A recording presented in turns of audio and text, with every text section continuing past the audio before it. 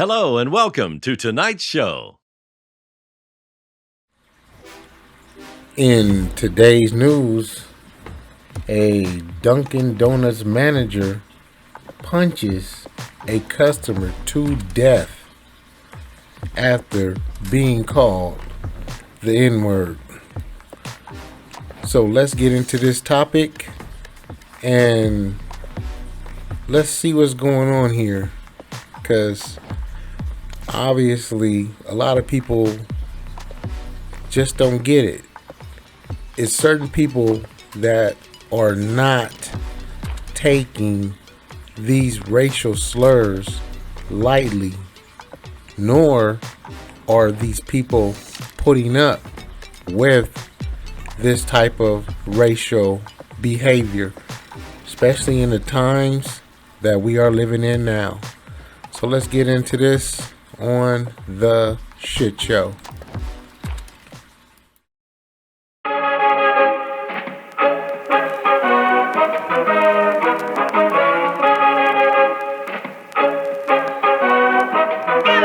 Artlist.io.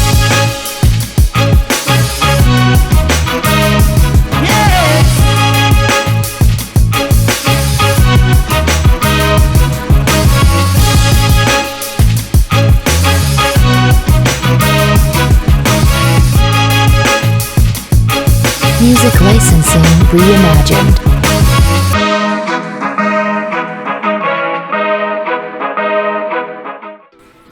What's up, everybody? This is your host with the most, Bane Allen, and tonight's topic I am going to be talking about the Dunkin' Donut manager who punched a Caucasian man and ended up killing him after the Caucasian man called him the N-word. In the article, it states a black manager at the Dunkin' Donuts in Florida who fatally punched an elderly white customer who called him the N-word will not spend any time behind bars and instead will serve 2 years of house arrest as part of his guilty plea. The Caucasian man was frustrated with the service of one of the donut store's Tampa locations. Vonnell Cook, age 77, marched into the store and berated the manager, calling him the N-word, the police said. The manager, which is 27-year-old Corey Pujols, who is black, asked Cook not to say it again. So he let it slide the first time, right? But Mr. Cook, he decided to keep egging this guy on, provoking this guy. And he just didn't abide to this man's commands because he was very upset by the service that he was very unhappy with at the store. Now, I believe Mr. Cook probably would have still been alive had he thought about what he was going to do before he did it. But since he had so much racist hatred and anger inside of him, he let out how he really felt about this Mr. Pujols. And Mr. Pujols obviously wasn't having it. Okay? Also, it says in the article, the manager, 27-year-old Corey Pujols, who is black, asked Cook not to say it again. When Cook decided to call him the N-word a second time, Pujols hit him in the jaw. The old man became unconscious, falling backwards and hitting his head on the floor. He was dead 3 days later, according to Fox 13. Pujols had originally been charged with aggravated manslaughter following the May 5th, 2021 incident. Prosecutors accepted the plea deal from the donut shop manager, who agreed to charge his plea deal to no, he wanted to change it. I'm sorry, he wanted to change his plea deal to guilty for a lesser charge of felony battery. So he got pretty much a slap on the wrist, right? Guy comes in the store. He's upset with the service. He starts berating this gentleman, calling this man out his name, calling this man the N-word, going in on this man. This man politely asked this gentleman not to call him that word again. That man proceeded to call that man that word again, and that man got punched. And that man ended up hitting his head on the ground. And 3 days later, this man, Mr. Cook, at 77 years old, lost his life. He's gone. Now, check this out, man. When we are living in a balance, a real soft teeter-totter balance in our lives right now, and people, white, black, brown, yellow, purple, green, whatever, is under so much pressure that any little thing these days can set anybody off. Any race, any nationality, any origin, religion, whatever. People are getting set off a lot easier from everything that's going on in the world right now. And personally, I couldn't agree with Mr. Pujols hitting this elderly man, knowing that he would have done damage to this man, a young, strong, 27-year-old man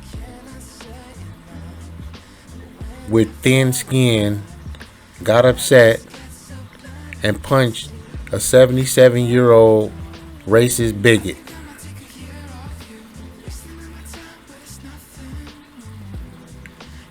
I don't know. And me as a black man, I would be very upset with a Caucasian man calling me the N-word and calling me out of my name. And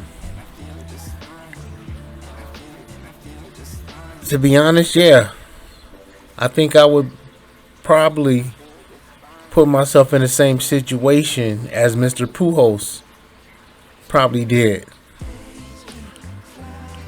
because that derogatory word is a trigger for black people, and seems like a lot of Caucasian people, they don't care, and they're willing to take that chance out of frustration, out of anger, or whatever emotions that they're going through in their personal lives. Look, white people, you gotta stop calling these people the N-word. A lot of these people that you calling the N-word, they ain't having that. They're very dangerous. You know what I'm saying? I'm sure there are Caucasian people that have the power to kill other people, but also don't put yourself in a situation to where you're going to get killed too, because it goes both ways on both sides of the equation. Because somebody is upset about service, like he's entitled to get the best service in the world. Come on, let's be honest. We talking about a Dunkin' Donuts franchise. I mean, everybody's been to a Dunkin' Donuts franchise. You're not going to get the very best service because Dunkin' Donuts is probably not paying this manager or the employees that's under this manager a good amount of income. So sometimes service might be bad. And another thing too, like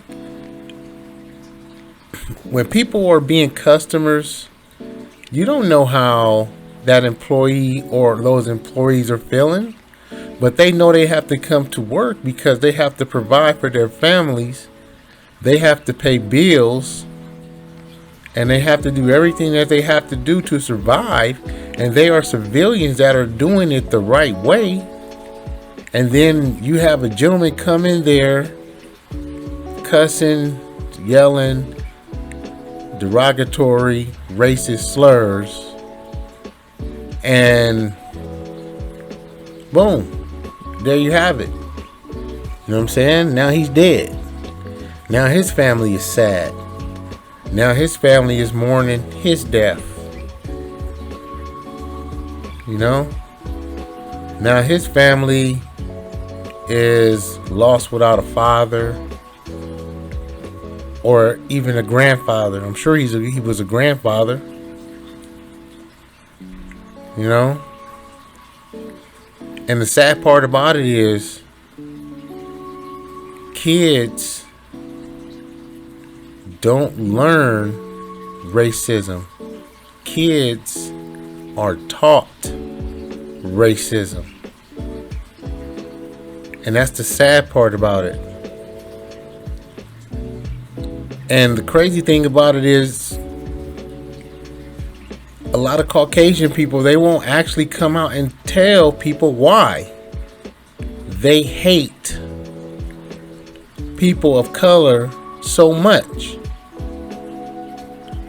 Why? What is the problem of why every time you feel you want to get upset, you want to spurt out the N word?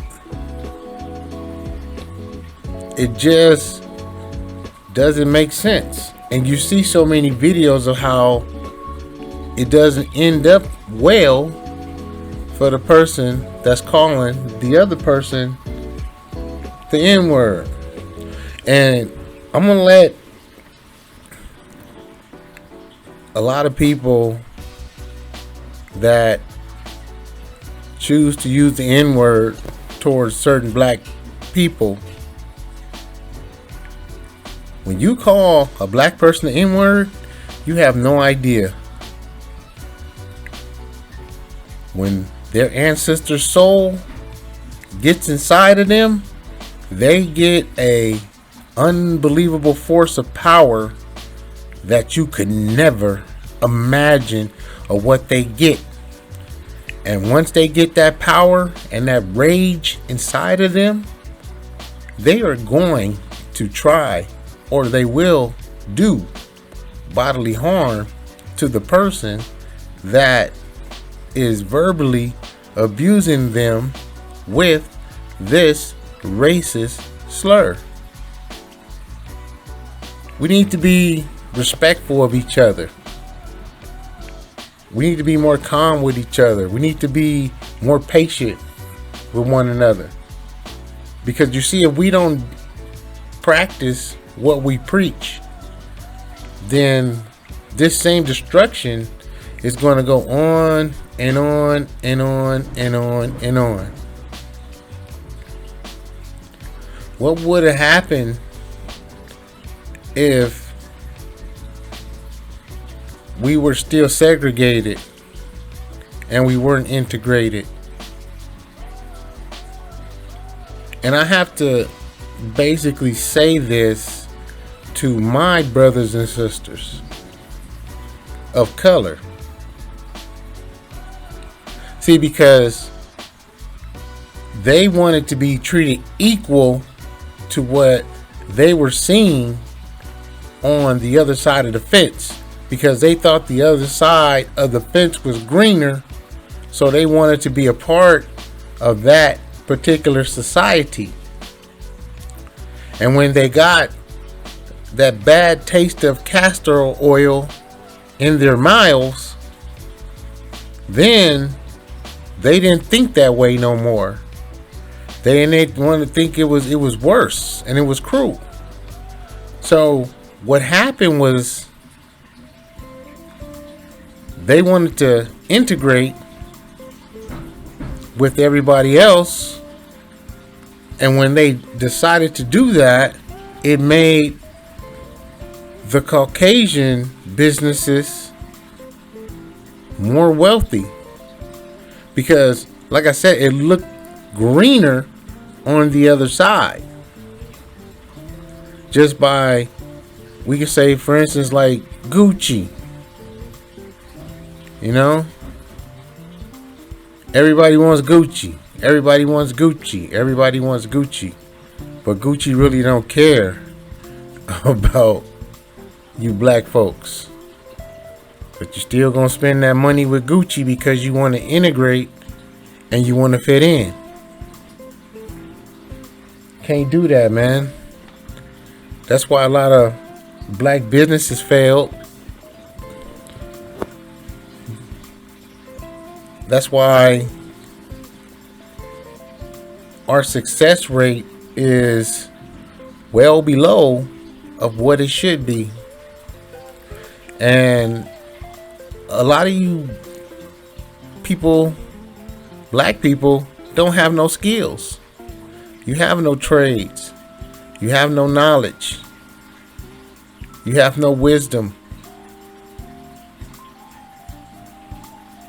And this is the fault of our ancestors in the 50s and the 60s that wanted to be treated equal, but in reality, we still not being treated equal. Okay? So let me finish this article and I'm gonna end this video. On Monday, a judge decided Mr. Pujols would serve 2 years of house arrest, complete 200 hours of community service, and attend an anger management course. Florida investigators said Cook had initially gone through the drive-thru, but was so angered about the lack of service he parked his car and he entered the store to complain. Employees knew Cook as a frequent customer who was regularly troublesome and abusive, according to the release of the state attorney's office. Prosecutors said it was important there were consequences for Pujols' actions, but also took into account Cook's abusive behavior and very troublesome criminal history, which included prison time. They claimed this combination of factors made Cook a unsympathetic victim. Wow. I'm surprised. But now, had Cook been a racist good citizen that never been to prison, just imagine the charge that they would have charged Mr. Pujols sin. Think about that. Think about that. All right? This outcome holds the defendant accountable while taking into account the totality of the circumstances, the aggressive approach, and the despicable racial slur used by the victim, along with the defendant's age, lack of criminal record, and lack of intent to cause the victim's death.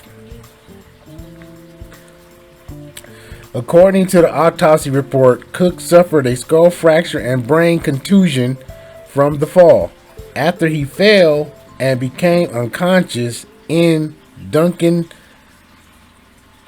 Donuts. Tampa Fire Rescue transported him to the area hospital where he died 3 days later. And my final thoughts on this is I don't wish death on nobody. I never have, and I never will. Well, I take that back. Maybe I did before in my life. I did wish death on certain people in my life. I can't lie about that. I'd be lying if I said I didn't. But I asked for forgiveness, and I prayed for forgiveness for my bad thinking. But like I said before, man, this has to stop. If it doesn't stop, it's going to keep escalating and escalating and escalating. And the person that I hold accountable for this is our president of the United States, who, like I said in the previous video, he gave China, the Chinese people, a hate crime bill. But he still refuses to give the brown and the black people that same type of bill so they can be protected. So it's free for all to be violent whenever it needs to be. And somebody's going to end up dying, and somebody's going to end up going to prison. Because we know at the end of the day, it's always money and death. It's always money and incarceration. But this is your host with the most, Bane Allen, and I'm out of here. Peace.